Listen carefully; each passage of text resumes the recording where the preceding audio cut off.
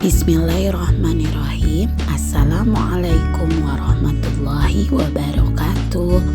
Saya Ita Rosherliani SPD dari UPTD SDN 1 Cisereh, Kabupaten Purwakarta akan melaksanakan aksi nyata dengan topik Merdeka Belajar, yaitu menyebarkan pemahaman Merdeka Belajar.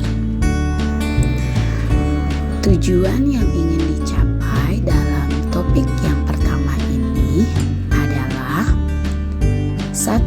Pemahaman gagasan dan prinsip pendidikan berdasarkan pemikiran Ki Hajar Dewantara.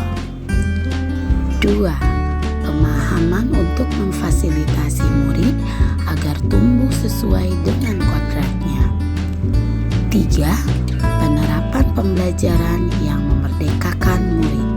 Dalam topik Merdeka Belajar ini terdapat 5 modul, yaitu modul 1, mengenali dan memahami diri sebagai pendidik.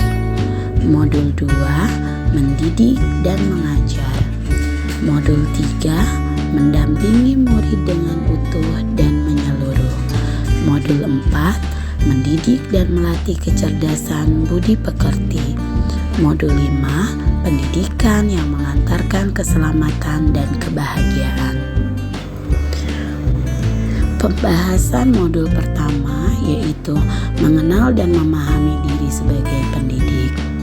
Salah satu cara untuk dapat mengenal dan memahami diri sebagai pendidik yaitu memahami dan menghayati diri sebagai manusia yang merdeka untuk belajar. Guru harus mampu mengenali kekuatan dan kelemahan diri, mengenal karakteristik dan kebutuhan peserta didik, menjadi manusia yang hidupnya bersandar pada kekuatan diri sendiri, baik lahir maupun batin, tidak tergantung pada orang lain. Guru harus bertutur kata yang lembut, mendengarkan pendapat, memotivasi untuk gemar dan senang belajar, menyelaraskan peran guru yang relevan dengan konteks murid dan zaman, karena pendidikan berperan penting pada perkembangan peserta didik sesuai dengan perkembangan zaman. Modul yang kedua yaitu mendidik dan mengajar. Tanpa disadari, sistem pengajaran zaman kolonial masih kita pakai sampai dengan sekarang.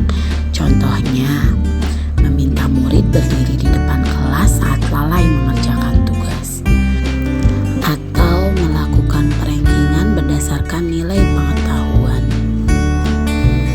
Padahal esensi mendidik adalah menuntun segala kodrat yang ada pada peserta didik sehingga dapat mencapai keselamatan dan kebahagiaan setinggi-tingginya.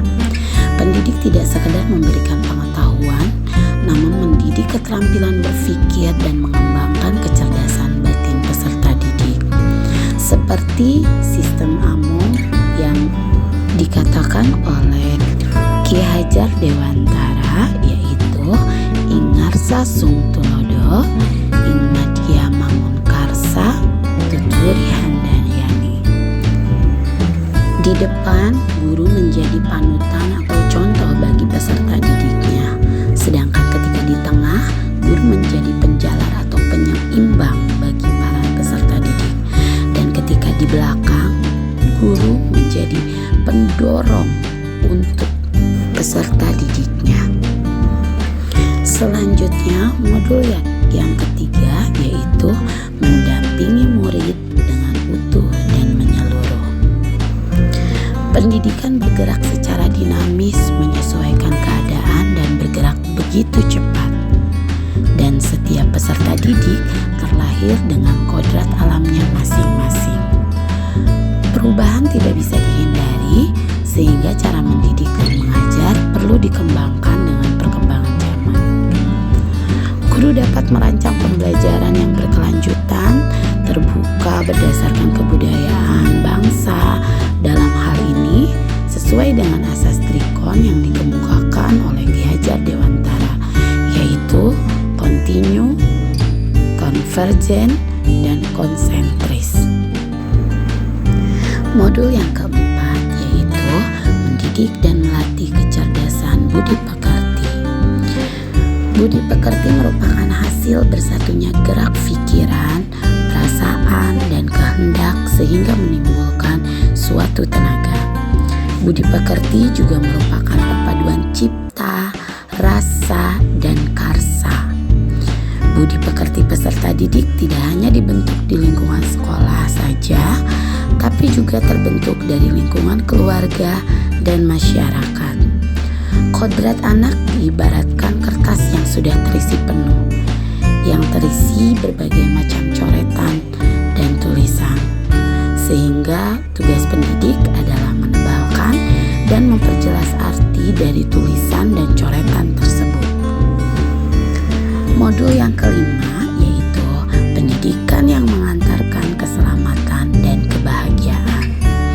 Sebagai seorang guru, tidak hanya mengajarkan pengetahuan saja, tetapi guru harus mampu membimbing dan memantau peserta didik untuk mencapai pemahaman yang bermakna. Perspektif guru tidak selalu sama dengan perspektif peserta didik. Fungsi pendidikan adalah mengantarkan peserta didik agar siap hidup dan mampu mengisi zamannya. Sekian pemaparan